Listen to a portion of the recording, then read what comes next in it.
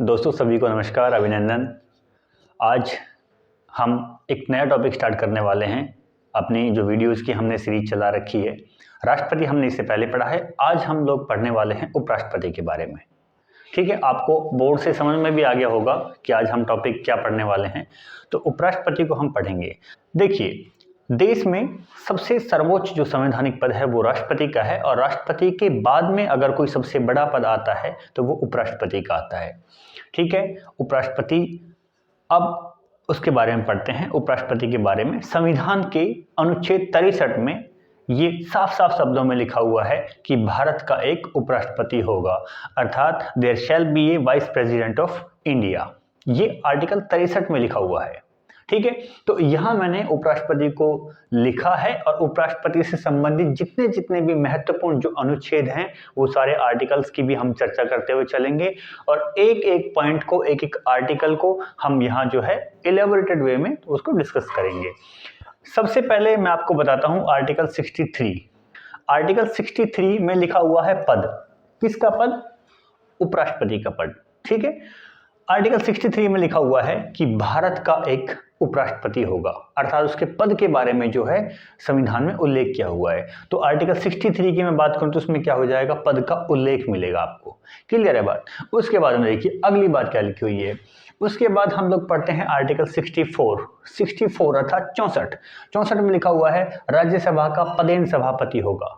जो उपराष्ट्रपति होगा वो राज्यसभा का पदेन सभापति होगा। मतलब कि उसके पास में जो उपराष्ट्रपति का पद है वो तो है ही है, उसके अलावा उसको एक और पद दिया जाएगा, अर्थात उसको राज्यसभा का सभापति नियुक्त किया जाएगा, उसको सभापति बनाया जाएगा। किसका? राज्यसभा का। ठीक है, तो राज्यसभा का जो अध्यक्ष होगा या सभापति होगा वो भी कौन होगा? उपराष्ट्रपति होगा।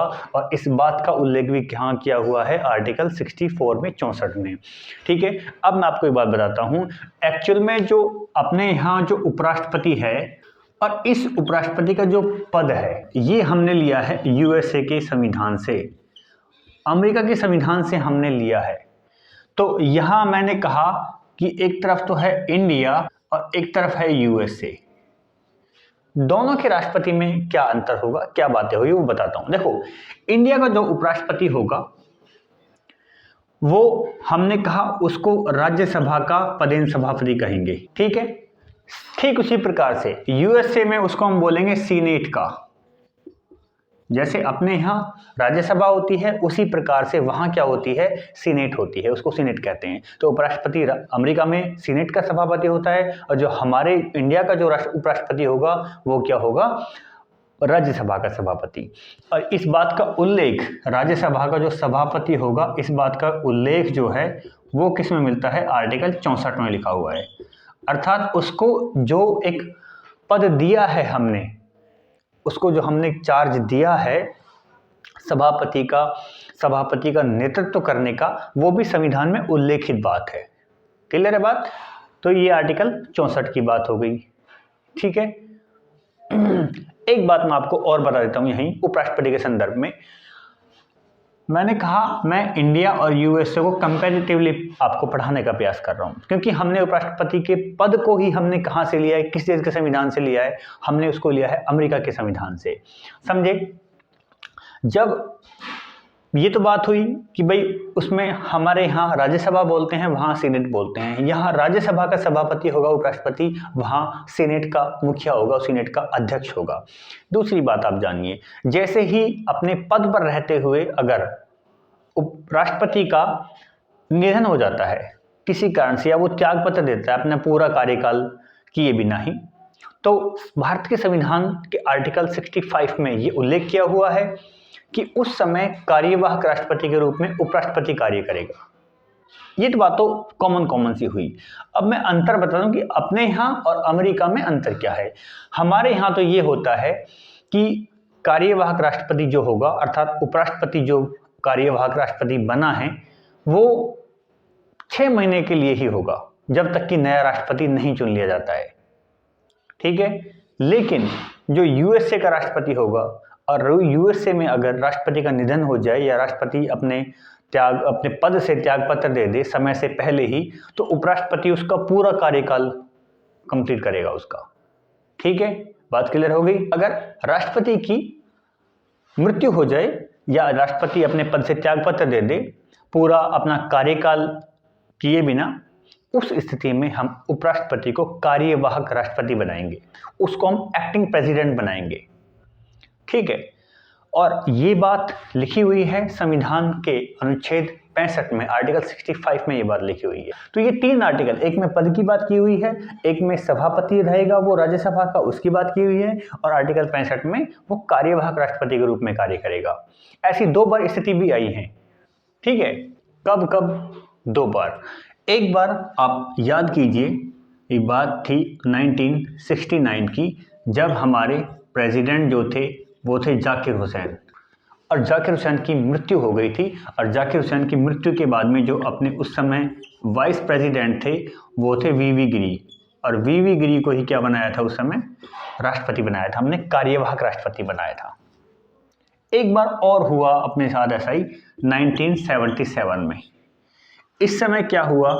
फखरुद्दीन अली अहमद, ये प्रेसिडेंट थे, इनका निधन हो गया था, और उस समय जो वाइस प्रेसिडेंट थे वो थे बीडी जत्ती, और उनको क्या बनाया था? एक्टिंग प्रेसिडेंट बनाया था उनको। समझ में आ गई? 2 बार स्थिति हुई है ये। अब आगे आपको बताता हूं मैं आर्टिकल 66, इसमें लिखा हुआ है योग्यताएं क्या होंगी, उपराष्ट्रपति की योग्यताएं क्या होंगी। मुख्य मुख्य बातें आपको ध्यान रखनी है। एक बात कि वो भारत का नागरिक होना चाहिए। दूसरी बात,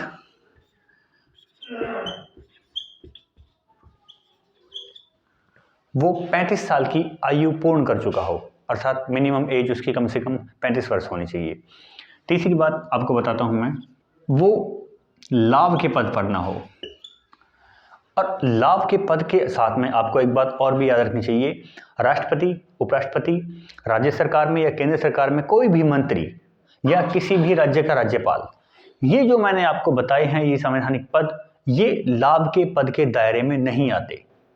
अर्थात अगर कोई व्यक्ति पहले से राज्यपाल है या कोई व्यक्ति केंद्र सरकार में या राज्य सरकार में कोई भी उसके पास में मंत्री पद है और वो ये चाहता है कि मैं उपराष्ट्रपति का चुनाव लड़ूं, तो वो लड़ सकता है, उसमें कोई दिक्कत नहीं है, क्योंकि ये लाभ के पद के दायरे में नहीं आएंगे। इतनी बात आप समझे। ये मैंने योग्यताओं की बात की है, कौन कौन सी क्वालिफिकेशंस होनी चाहिए वाइस प्रेसिडेंट का इलेक्शन लड़ने के लिए। ठीक है, एक और सबसे महत्वपूर्ण बात, जो उपराष्ट्रपति का चुनाव लड़ना चाहता है वो राज्यसभा का सदस्य बनने की योग्यताएं रखता हो।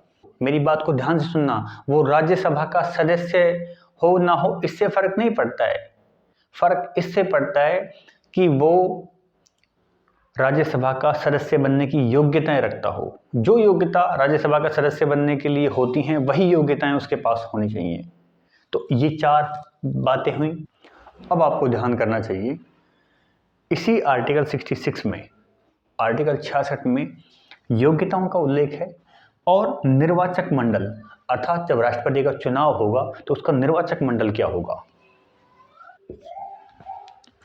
निर्वाचक मंडल अर्थात वो सदस्य जो उपराष्ट्रपति के चुनाव में मतदान करेंगे, अर्थात उपराष्ट्रपति पद के लिए जो वोटर्स होंगे, अर्थात मतदान करने वाले सदस्यों का समूह, कौन लोग मतदान करेंगे इसमें। अब देखिए, मतदान करने के लिए सिंपल सी बात, संसद के सभी सदस्य मतदान करेंगे। ठीक है, इसमें सभी सदस्य में मनोनीत सदस्य भी आ गए और निर्वाचित सदस्य भी आ गए। तो आपको ध्यान करना चाहिए, संसद के सदस्य की बात मैं कर रहा हूं। लोकसभा में 543 सीट और 2 सीट मनोनीत, इसमें 233 सीट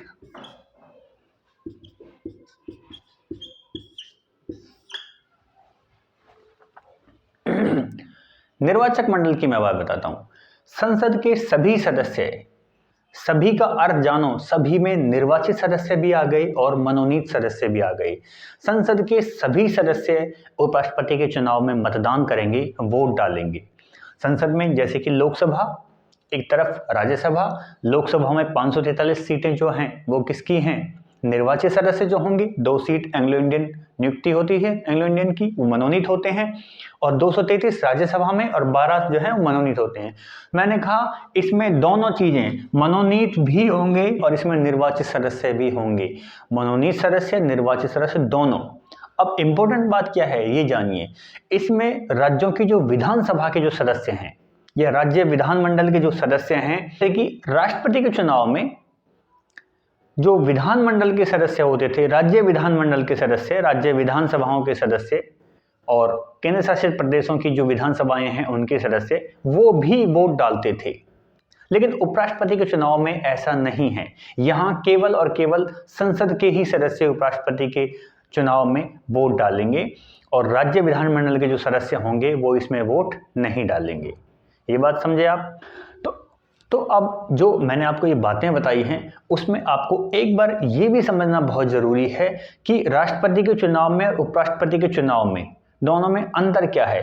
ठीक है, अंतर निर्वाचक मंडल के संदर्भ में, अर्थात राष्ट्रपति के जो वोटर्स थे वो कौन थे और जो उपराष्ट्रपति का जो चुनाव होगा उसके जो वोटर्स हैं वो कौन है। अब आपको ये भी जानना बहुत जरूरी है कि राष्ट्रपति के चुनाव में उपराष्ट्रपति के चुनाव में विशेषतर जो निर्वाचक मंडल के संदर्भ में अंतर क्या है, अर्थात राष्ट्रपति का जब चुनाव होगा उसमें वोट कौन लोग डालेंगे, उपराष्ट्रपति का जब चुनाव होगा उसमें वोट कौन लोग डालेंगे।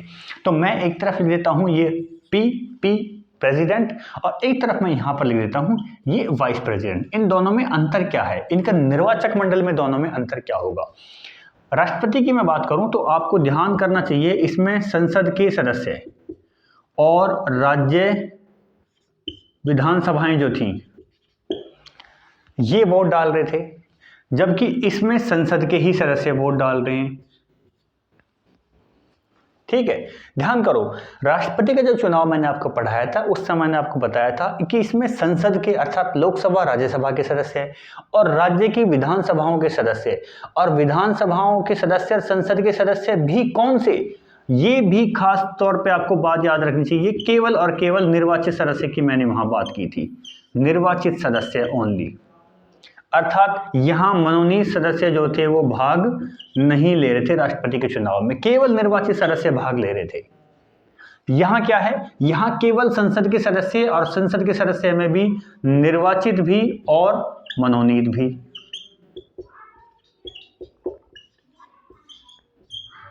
अर्थात निर्वाचित सदस्य भी भाग लेंगे और मनोनीत सदस्य भी भाग लेंगे।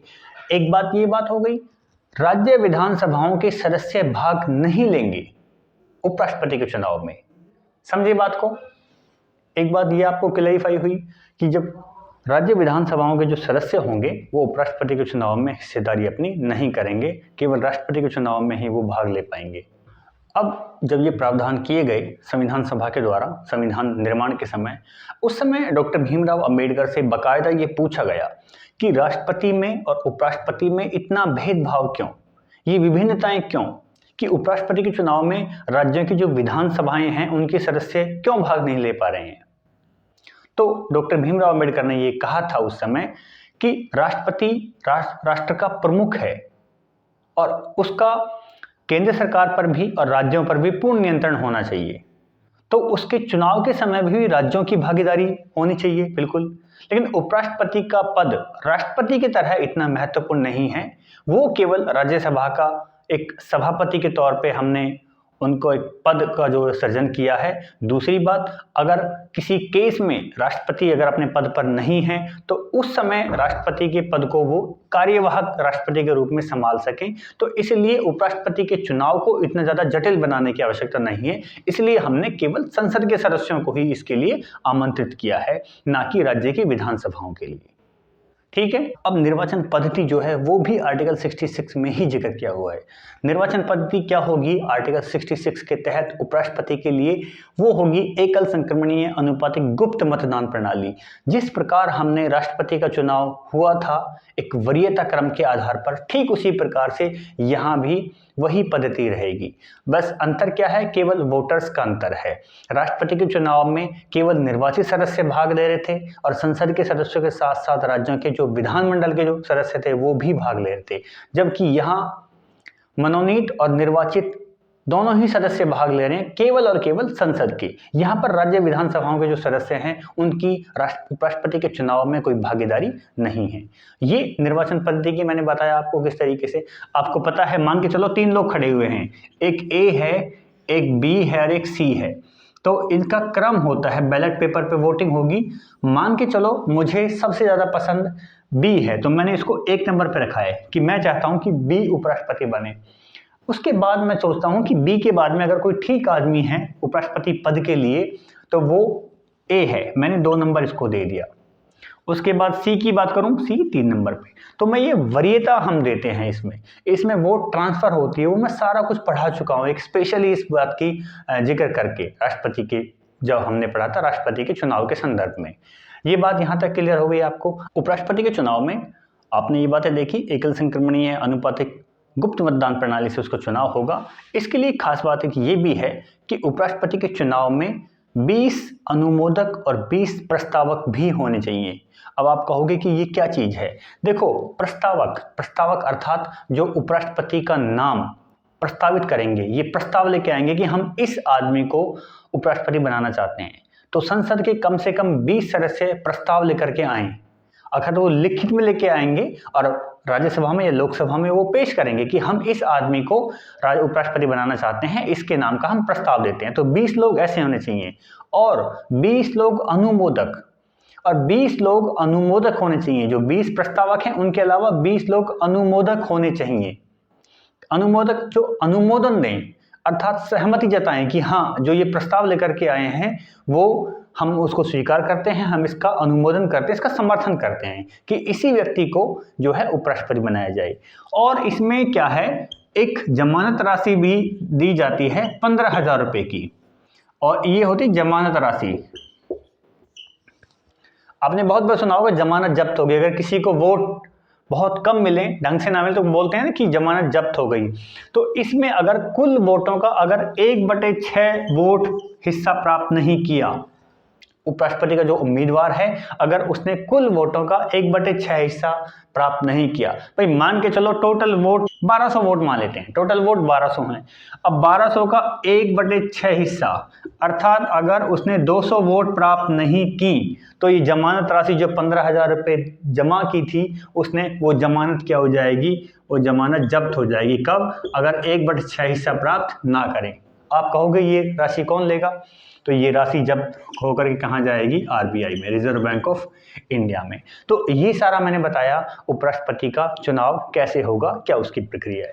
ठीक है, आर्टिकल 67 की बात करते हैं उपराष्ट्रपति के संदर्भ में। आर्टिकल 67 में उपराष्ट्रपति के कार्यकाल की बात की है। तो कार्यकाल आप लोगों को पता है वैसे तो कितना होता है, 5 वर्ष का। 5 वर्ष कब से? जब से राष्ट्रपति पद ग्रहण करेगा, अर्थात शपथ लेगा, तब से लेकर के जब तक वो 5 साल अपने कंप्लीट ना कर ले, तब तक वो अपने पद पर बना रहेगा। क्या समय से पहले भी उसको हटाया जा सकता है? यहाँ लिखा हुआ है पद से हटाना। इसी भाग में, कार्यकाल वाले भाग में, आर्टिकल 67 में राष्ट्रपति को उसके पद से हटाने की भी बात की है, अर्थात 5 साल पूरे किए बिना उसको पद से हटाया जा सकता है। प्रश्न ये है, उपराष्ट्रपति को उसके पद से हटाया जा सकता है। दूसरा प्रश्न ये है, क्या इस बात का उल्लेख, दूसरी बात ये है, क्या इस बात का उल्लेख संविधान भी करता है? तो इसका जवाब ये है, संविधान में ऐसा कुछ नहीं है, अर्थात संविधान इस बारे में मौन है। संविधान में ये बिल्कुल नहीं लिखा हुआ है कि राष्ट्रपति को कैसे हटाएंगे। ठीक है, एक बात ध्यान से सुनिए आप, संविधान में यह कहीं भी नहीं लिखा हुआ है कि उपराष्ट्रपति को पद से हटाने की प्रक्रिया क्या होगी, कैसे उपराष्ट्रपति को हम उसके पद से हटाएंगे। लेकिन उपराष्ट्रपति को पद से हटाने का जो तरीका है वो क्या है, कुछ बातें आपको मैं बताता हूं। उपराष्ट्रपति को पद से हटाने के लिए सबसे पहले उसका जो प्रस्ताव लाया जाएगा, पद से हटाने वाला जो प्रस्ताव लेके आएंगे, वो प्रस्ताव सबसे पहले कहां पेश किया जाएगा, राज्यसभा में। राज्यसभा में उसको पेश किया जाएगा। क्यों? क्योंकि राज्यसभा का ही तो वो लीड कर रहा है, राज्यसभा का ही तो वो नेतृत्व कर रहा है, और राज्यसभा में हम उसको प्रभावी बहुमत देखेंगे। उसका प्रभावी बहुमत अर्थात उपस्थित और मतदान करने वाले जो लोग हैं। राज्यसभा में प्रस्ताव लाया जाएगा उपराष्ट्रपति को पद से हटाने का। अब राज्यसभा के जो सदस्य हैं, कुल सदस्य जो हैं, वो उनका प्रभावी बहुमत देखा जाएगा। प्रभावी बहुमत अर्थात उस दिन कितने लोग उपस्थित हैं और कितने लोगों ने मतदान किया है।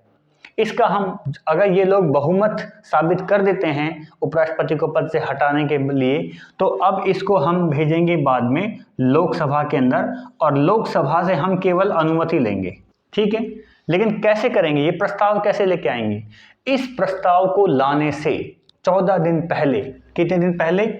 14 डेज, 14 दिन पहले इस बात की सूचना उपराष्ट्रपति को देनी पड़ेगी कि हम आपको आपके पद से हटाने का प्रस्ताव ला रहे हैं राज्यसभा के अंदर। ठीक है, तो अब राज्यसभा से बहुमत से वो प्रस्ताव पारित हो गया उपराष्ट्रपति को पद से हटाने वाला। लोकसभा की उसमें हम अनुमति लेंगे, लोकसभा ने भी अनुमति दे दी, तो उपराष्ट्रपति को अपने पद से त्यागपत्र देना पड़ेगा। प्रश्न ये अब उठना चाहिए, जब राज्यसभा में ये बात चलेगी, जब ये चर्चा चलेगी, तो उस समय राज्यसभा की जो कार्रवाई का नेतृत्व कौन करेगा? सभापति के खिलाफ ही तो ये सारा जो है झमेला खड़ा किया है। तो अब बात ये उठती, क्या उस समय उपराष्ट्रपति राज्यसभा में रह सकता है? इसका जवाब ये है, बिल्कुल वो राज्यसभा में रह सकता है, लेकिन वो पीठासीन अधिकारी नहीं होगा। अर्थात उस समय उपराष्ट्रपति राज्यसभा के सभापति की हैसियत से राज्यसभा में उपस्थित नहीं रह सकता। वो केवल एक आम सदस्य की तरह रह सकता है, लेकिन वो एक सदस्य की तरह वोट भी नहीं डाल सकता। वो अपना पक्ष रख सकता है कि कहाँ मैं गलत हूँ, कहाँ मैं ठीक हूँ, अपने आप को साबित कर सकता है अपना पक्ष रखने के लिए। अन्यथा वो एक पीठासीन अधिकारी के रूप में राज्यसभा में उपस्थित नहीं हो सकता। ठीक है, इतनी बात आपको समझ में आई। अब मैं बताता हूं, क्या राष्ट्रपति का पुनर्निर्वाचन हो सकता है? बिल्कुल हो सकता है। दूसरी बात, क्या 5 वर्ष पूरे हो जाएं, 5 वर्ष कंप्लीट होने के बाद में भी उपराष्ट्रपति अपने पद पर बना रह सकता है? बिल्कुल बना रह सकता है। सारी बातों के जवाब मैं आपको देने वाला हूं। पहली बात, मैंने कहा 5 वर्ष का कार्यकाल उसका पूरा हो गया, फिर भी वो पद पर रह सकता है। बिल्कुल रह सकता है, केवल उस स्थिति में जब नया उपराष्ट्रपति हमने नहीं चुना है। जब तक नया उपराष्ट्रपति नहीं चुन लिया जाएगा, तब तक पुराने वाला उपराष्ट्रपति जो है वो 5 वर्ष की अवधि के बाद में भी अपने पद पर बना रह सकता है। ठीक है, दूसरी बात मैंने आपको बताई कि एक व्यक्ति कितनी बार उपराष्ट्रपति बन सकता है, उसके पास कितने मौके हैं। जैसे राष्ट्रपति अपने पद पर कितनी भी बार बन सकता है राष्ट्रपति, अर्थात एक व्यक्ति का राष्ट्रपति पद के लिए पुनर्निर्वाचन हो सकता है। ये सुनिश्चित व्यवस्था की हुई है संविधान के अंदर। और आर्टिकल 57 ये बात कहता है कि राष्ट्रपति कितनी बार भी राष्ट्रपति बन सकता है। जो व्यक्ति राष्ट्रपति है फिलहाल पद पर, जैसे अभी द्रौपदी मुर्मू हैं, द्रौपदी मुर्मू ये चाहें कि मैं अगली बार भी राष्ट्रपति का चुनाव लड़ूं, तो बेशक वो लड़ सकती हैं आराम से, क्योंकि आर्टिकल 57 ये कहता है राष्ट्रपति कितनी बार भी राष्ट्रपति बन सकता है। अब बात ये आती है कि क्या उपराष्ट्रपति भी अपने पद पर कितनी बार भी बन सकता है? बिल्कुल बन सकता है। क्या संविधान में उल्लेख है? नहीं, इस बात का उल्लेख संविधान में नहीं है। संविधान इस बारे में मौन है, संविधान इस बारे में कुछ नहीं कहता। लेकिन ये व्यवस्था जरूर है, हमारी शासन व्यवस्था के अनुसार मैं बात करूं कि उपराष्ट्रपति कितनी बारी बन सकता है। क्या ऐसा हुआ है? बिल्कुल हुआ है। सबसे पहले उपराष्ट्रपति कौन थे? डॉक्टर सर्वपल्ली राधाकृष्णन। वो 2 बार लगातार उपराष्ट्रपति रहे। उसके बाद हामिद अंसारी, वो लगातार 2 बार उपराष्ट्रपति रहे। ठीक है, तो इस बात का संविधान में उल्लेख नहीं है, लेकिन उपराष्ट्रपति अपने पद पर पुनर्निर्वाचित हो सकता है। ये बातें समझ में आई आपको? आर्टिकल 68 में लिखा हुआ है कि पद रिक्त होने पर यथाशीघ्र निर्वाचन, अर्थात अगर उपराष्ट्रपति का किसी कारण से अपने 5 वर्ष पूरे किए बिना, अपना कार्यकाल पूरा किए बिना बीच में ही उसकी मृत्यु हो जाती है, वो त्यागपत्र दे देता है, उसका स्वास्थ्य खराब हो जाता है, किसी भी कारण से अगर उसका पद रिक्त हो जाता है, तो उपराष्ट्रपति का निर्वाचन यथाशीघ्र होना चाहिए। आपको ध्यान करना चाहिए, यहाँ सब लिखा हुआ यथाशीघ्र, अर्थात तुरंत उपराष्ट्रपति को निर्वाचित करो। लेकिन ध्यान करो, राष्ट्रपति के केस में आपने पढ़ा था कि वहां हमने कहा था 6 माह के अंदर अंदर होना चाहिए। राष्ट्रपति के केस में यही कहा था कि 6 माह के अंदर अंदर दोबारा चुनाव होना चाहिए, लेकिन यहाँ क्या है, तुरंत चुनाव करवाए जाने चाहिए, तुरंत उपराष्ट्रपति को चुनना चाहिए। ये बात लिखी हुई है आर्टिकल 68 में। अगले आर्टिकल की बात करें, आर्टिकल 69 की, अनुच्छेद 69 में उपराष्ट्रपति की शपथ का उल्लेख किया हुआ है। उपराष्ट्रपति को शपथ कौन दिलाएगा? उपराष्ट्रपति को शपथ राष्ट्रपति दिलवाएगा या राष्ट्रपति के द्वारा नियुक्त कोई अन्य व्यक्ति भी दिलवा सकता है। ठीक है, किस बात की शपथ उपराष्ट्रपति लेता है? वो संविधान के प्रति सच्ची श्रद्धा और निष्ठा रखने की शपथ लेता है। वो अपने कर्तव्यों का निर्वाह ईमानदारी से और श्रद्धा पूर्वक करने की शपथ लेता है। जिस दिन उपराष्ट्रपति शपथ लेगा उस दिन से ही उसका कार्यकाल शुरू हो जाएगा, अर्थात उसको पद पर मान लिया जाएगा और अगले 5 वर्ष तक अपने पद पर वो बना रहेगा, अगर सब कुछ सामान्य है तो। ठीक है, अब मैं आपको बताता हूं उपराष्ट्रपति के कार्य क्या होंगे, उपराष्ट्रपति का पद हमने संविधान में क्यों लाया है। उपराष्ट्रपति के 2 मुख्य कार्य हैं। पहला, वो राज्यसभा का पदेन सभापति होगा। पदेन सभापति, पदेन का शब्द का मतलब समझो, एक पद उसके पास पहले से है और उसको एक एक्स्ट्रा पद दिया जा रहा है, उसको एक्स्ट्रा जिम्मेदारी दी जा रही है। अर्थात उपराष्ट्रपति तो वो है ही है, उसके साथ उसको राज्यसभा का अध्यक्ष या राज्यसभा का सभापति भी बना दिया गया है। ये पदेन शब्द होता है। ठीक है, दूसरी बात देखिए, और इस बात का जिक्र आर्टिकल 64 में भी है और आर्टिकल 89 में भी है। दोनों ही आर्टिकल इस बात की व्याख्या करते हैं कि जो उपराष्ट्रपति होगा वो राज्यसभा का पदेन सभापति होगा। जो राज्यसभा की कार्यवाही चलेंगी उनकी जो दिशा निर्देश देगा वो कौन देगा? उनमें उपराष्ट्रपति देगा। ठीक है, एक बात मैं आपको यहाँ और बता देता हूँ, क्या उपराष्ट्रपति राज्यसभा का सदस्य होता है? बिल्कुल नहीं।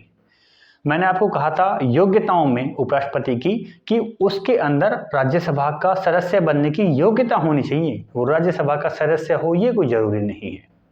ठीक है, क्या वो मतदान कर सकता है? मतदान तो केवल सदस्य ही करते हैं। वो मतदान कर सकता है लेकिन केवल उस स्थिति में अगर दोनों तरफ अगर कोई बिल लाया गया उस पर पक्ष और विपक्ष के बराबर के वोट आ गई, ठीक है, तो वो निर्णायक मत दे सकता है। कैसे? मान चलो टोटल 100 सदस्य हैं जिसमें से 50 सदस्य चाहते हैं कि ये कानून पास हो और 50 सदस्य ये चाहते हैं कि कानून पास ना हो। अब किसकी माने? दोनों की वोट बराबर है, यहाँ भी 50 यहाँ भी 50, समर्थन में भी और विपक्ष में भी। तो इस स्थिति में उपराष्ट्रपति राज्यसभा का सभापति होने के नाते निर्णायक मत दे सकता है। निर्णायक मतलब जो निर्णय निकाल दे। अगर उसने समर्थन के कि भाई वो बिल पास होना चाहिए, उसके समर्थन में अगर उसने वोट दे दिया तो वो बिल पास हो जाएगा। तो केवल निर्णायक मत दे सकता है उपराष्ट्रपति।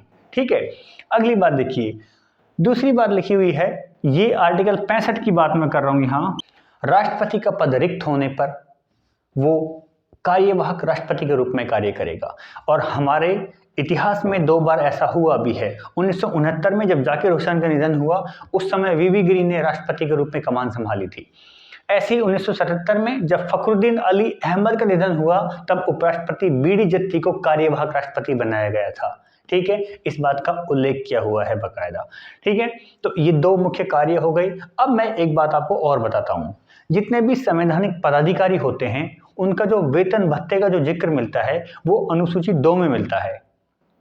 ठीक है, लेकिन उपराष्ट्रपति के जो वेतन है वह भत्ते हैं अनुसूची 2 में उनका उल्लेख नहीं है, बाकी सबका है।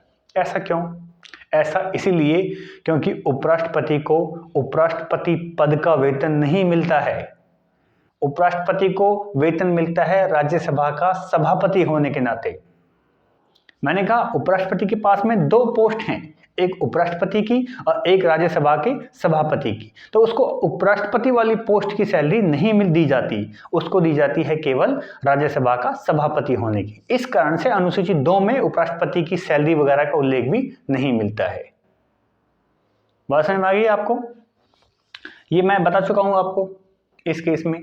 एक बात और, अब देखो, मान के चलो राष्ट्रपति जो है, राष्ट्रपति की मृत्यु हो गई, निधन हो गया या कुछ किसी भी कारण से राष्ट्रपति का पद रिक्त हो गया, तो उपराष्ट्रपति कहाँ चला जाएगा? राष्ट्रपति की जगह पर। अब उपराष्ट्रपति जब राष्ट्रपति के रूप में काम करने लग गया तो अब राज्यसभा का जो सभापति है, राज्यसभा का जो सभापति होने के नाते कौन काम करेगा? तो ऐसी स्थिति में जो राज्यसभा का उपसभापति होगा वो सभापति के रूप में कार्य करेगा। ठीक है, तो ये सारी बातें हमने पढ़ी हैं उपराष्ट्रपति के बारे में। अब मैं आपको भारत में जो उपराष्ट्रपति अब तक चुने गए हैं उनके बारे में कुछ विशेष तथ्य बता देता हूँ। कुछ तथ्य जैसे कि सबसे पहले उपराष्ट्रपति कौन थे? तो सबसे पहले उपराष्ट्रपति जो थे हमारे वो थे डॉक्टर सर्वपल्ली राधाकृष्णन, 5 सितंबर को जिनका जन्मदिन आता है, शिक्षक दिवस के रूप में मनाते हैं। और वो 2 बार उपराष्ट्रपति रहे। एक बार वो रहे 1952 में और एक बार वो बने 1957 में। ठीक है, वो लगातार 2 बार उपराष्ट्रपति रहे। और दूसरी बात, निर्विरोध चुने गए, उनके विपक्ष में कोई खड़ा नहीं हुआ विरोधी, निर्विरोध वो जो है उपराष्ट्रपति चुने गए। तो निर्विरोध ना केवल डॉक्टर सर्वपल्ली राधाकृष्णन बल्कि उसके अलावा डॉक्टर शंकर दयाल शर्मा 1987 में भी उपराष्ट्रपति चुने गए थे निर्विरोध। तो अब तक 2 उपराष्ट्रपति ऐसे हुए हैं जो निर्विरोध चुने गए हैं, डॉक्टर सर्वपल्ली राधाकृष्णन और डॉक्टर शंकर दयाल शर्मा। पद पर रहते हुए निधन हुआ है क्या किसी का? बिल्कुल, कृष्णकांत जो थे उपराष्ट्रपति उनका पद पर रहते हुए निधन हुआ था। और अगली बात, क्या कार्यवाहक राष्ट्रपति के रूप में किसी ने काम किया है उपराष्ट्रपति ने? क्योंकि आर्टिकल 65 में लिखा हुआ है अगर राष्ट्रपति का निधन हो जाए, राष्ट्रपति अपने पद पर ना रहे, राष्ट्रपति अपने पद से इस्तीफा दे दे समय से पूर्व, तो उपराष्ट्रपति कार्यवाहक राष्ट्रपति के रूप में कार्य करेगा। ठीक है, ऐसा हुआ है बिल्कुल। कब कब हुआ? एक बार ऐसा हुआ 1969 में, जब तत्कालीन राष्ट्रपति जाकिर हुसैन का निधन हो गया, तब उपराष्ट्रपति वीवी गिरी को कार्यवाहक राष्ट्रपति बनाया गया। दोबारा 1977 में जब फखरुद्दीन अली अहमद राष्ट्रपति थे, उनका निधन हो गया और बीडी जत्ती को उस समय कार्यवाहक राष्ट्रपति बनाया गया। एक फैक्ट की बात मैं आपको ये भी बताना जरूर चाहूँगा कि क्या किसी राष्ट्रपति का पद पर रहते हुए निधन भी ना हुआ हो, ठीक है, ना ही उसने इस्तीफा दिया हुआ हो, ऐसी स्थिति में भी किसी ने कार्यवाहक राष्ट्रपति के रूप में कार्य किया है? ऐसी स्थिति में कार्यवाहक राष्ट्रपति के रूप में कार्य किया है। मैं आपको एक विशेष बात बतानी चाहूँगा उपराष्ट्रपति के संदर्भ में कि क्या किसी राष्ट्रपति की बिना मृत्यु के, बिना इस्तीफे के कार्यवाहक राष्ट्रपति के रूप में उपराष्ट्रपति ने काम किया है? बिल्कुल। 1960 में जब तत्कालीन राष्ट्रपति डॉक्टर राजेंद्र प्रसाद सोवियत संघ के दौरे पे गए थे 15 दिन की यात्रा पे, तो उस समय तत्कालीन उपराष्ट्रपति डॉक्टर सर्वपल्ली राधाकृष्णन ने उनका कार्यभार संभाला था। उसके बाद दोबारा 1961 में जब डॉक्टर राजेंद्र प्रसाद काफी अस्वस्थ थे, बीमार हो गए थे, तब भी डॉक्टर सर्वपल्ली राधाकृष्णन जो कि उपराष्ट्रपति थे, उन्होंने कार्यवाहक राष्ट्रपति के रूप में कुछ समय तक कार्य किया था।